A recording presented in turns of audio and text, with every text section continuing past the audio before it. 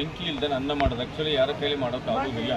ಅಪ್ಪಣ್ಣ ಹತ್ರ ಮಾಡಿಸಿ ತೋರಿಸಿದ್ರು. ಅಪ್ಪಣ್ಣ ಹತ್ರ ಒಂದು ರಾಘವೇಂದ್ರ ಸ್ವಾಮಿ ಪರಮ ಶಿಷ್ಯರ ಪೂಜ್ಯ ರಾಘವೇಂದ್ರ ಮಂತ್ರ ಬರುತ್ತಲ್ವ, ಆ ಮಂತ್ರ ಬರೆದ ಮಹಾನುಭಾವರೇ ಅಪ್ಪಣಾಚಾರ. ಬೆಂಕಿ ಇಲ್ಲದೆ ಅನ್ನ ಹೇಗಂದರೆ ಅಪ್ಪಣಾಚಾರ ಕಾಲದಲ್ಲಿ ಗುರುಕುಲ ಇತ್ತು. ಗುರುಕುಲ ನಿಮಗೆ ಗೊತ್ತಲ್ಲ, ಆ ಗುರುಕುಲದಲ್ಲಿ ಮಕ್ಕಳು ಪಾಠದ ನಂತರ ಈ ಊರ್ಲ ಕಡೆ ಹೋಗಿ ಭೌತಿ ಭಿಕ್ಷಾ ಅಂದರೆ ಭಿಕ್ಷೆ ತಗೊಂಡು ಬರ್ತಾ ಇತ್ತು.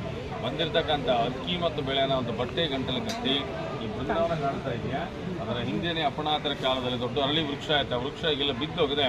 ಆ ವೃಕ್ಷಕ್ಕೆ ರಂಬಗೆ ತೂಗಿ ಹಾಕ್ತಾರೆ. ಮಕ್ಕಳು ತಂದಿರ್ತಕ್ಕಂಥ ಅಕ್ಕಿ ಮತ್ತು ಬೆಳೆನ ಆಮೇಲೆ ಅಪ್ಪಣಾಚಾರ್ಯ ಏನು ಮಾಡ್ತಾರೆ, ಉಗ್ರ ನರಸಿಂಹಸ್ವಾಮಿ ಇದನ್ನು ಪೂಜಾ ಅಭಿಷೇಕ ಮಾಡಿ, ಇಲ್ಲಿ ಆಂಜನೇಯ ಸ್ವಾಮಿ ಕಾಣ್ತಾ ಇದೆಯಾ, ಇದೇ ಆಂಜನೇಯ ಸ್ವಾಮಿ ಅಪ್ಪಣಾತರ ಪೂಜೆ ಮಾಡಿ ಅಭಿಷೇಕ ಮಾಡ್ತಾರೆ. ಅಭಿಷೇಕ ಮಾಡಿರ್ತಕ್ಕಂಥ ತೀರ್ಥ ಅಪ್ಪಣಾತರಿಗೆ ಪ್ರೋಕ್ಷಣೆ ಮಾಡ್ತಾ ಬಿಸಿ ಬಿಸಿಯಾಗಿ ಅನ್ನ ಆಗ್ತಾ ಇತ್ತು.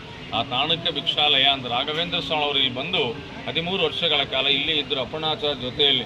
ಆ 13 ವರ್ಷ ಇದ್ದ ಕಾಲದಲ್ಲಿ ಈ ಬೃಂದಾವನ ಕಾಣ್ತಾ ಇದೆಯಾ, ಈ ಜಾಗದಲ್ಲಿ ಸಾಕ್ಷಾತ್ ರಾಯರು ಕೂತ್ಕೊಂಡ್ಬಿಟ್ಟು 13 ವರ್ಷಗಳ ಕಾಲ ಹೋಮ ಜಪ ತಪ ಮಾಡ್ತಕ್ಕಂಥ ಸ್ಥಳ. ಇದಕ್ಕೊಂದು ಮಾಮೂಲಿ ಜಾಗ ಅನ್ಕೋಬೇಡಿ, ತುಂಬ ಜಾಗೃತವಾದ ಸ್ಥಳ ಇದು. ಇದಕ್ಕೊಂದು ಏಕಶಿಲಾ ಬೃಂದಾವನ ಅಂತ ಹೇಳ್ತಾರೆ. ಏಕಶಿಲಾ ಅಂದರೆ ಒಂದೇ ಕಲ್ಲಲ್ಲಿ ಮಾಡಿರ್ತಕ್ಕಂಥ ಬೃಂದಾವನ. ಚೆನ್ನಾಗಿ ನೋಡಿ, ಒಂದೇ ಕಲ್ಲು. ಈ ಥರ ಬೃಂದಾವನ ನೋಡೋಕೆ ನಿಮಗೆ ಎಲ್ಲೂ ಸಿಗಲ್ಲ. ಈ ನೀವು ನೋಡ್ತಕ್ಕಂಥ ಬೃಂದಾವನ ಅಪ್ಪಣ್ಣಾಚ ಬೃಂದಾವನ ಅಲ್ಲ, ಇದು ಅಪ್ಪಣ್ಣಾಚ ಪ್ರತಿಷ್ಠಾಪನೆ ಮಾಡಿದ ರಾಯರ ಏಕಶಿಲಾ ಬೃಂದಾವನ.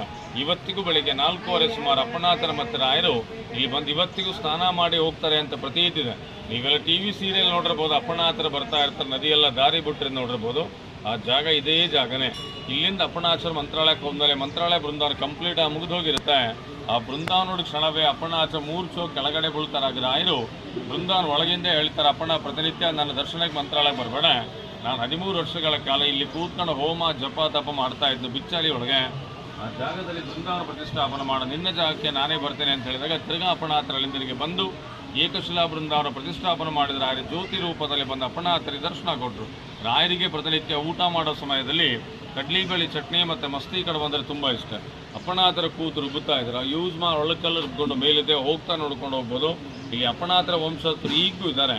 ಅವರ ಅಷ್ಟೋತ್ತರ ಶತಸೇವಾ ಪ್ರತಿನಿತ್ಯ ಬಂದಂಥ ಭಕ್ತರಿಗೆ ಅನ್ನದಾನ ಮಾಡ್ತಾರೆ. ಪ್ರತಿನಿತ್ಯ ಮಿನಿಮಮ್ 1000 ಜನ ಅನ್ನದಾನ ಆಗತ್ತೆ ಇಲ್ಲಿ. ಬಟ್ ಅನ್ನದಾನ ಕೊಡಬೇಕಂತ ಫೋರ್ಸ್ ಯಾರಿಗೂ ಇಲ್ಲ ಇಲ್ಲಿ.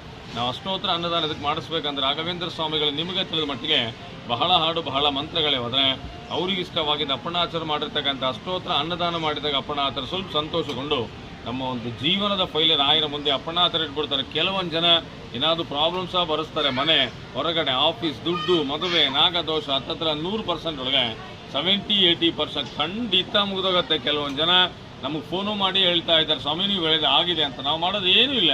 ರಾಯರಿಗೆ ಇಷ್ಟವಾದ ಮಂತ್ರ 1800 ಸಲ ಹೇಳ್ತು. ಹೇಳೋ ಸಮಯದಲ್ಲಿ ನಿಮ್ಮ ಹೆಸರು, ನಿಮ್ಮ ಗೋತ್ರ, ನಿಮ್ಮ ನಕ್ಷತ್ರ, ನಿಮ್ಮ ಬೇಡಿಕೆ ಲಾಸ್ಟ್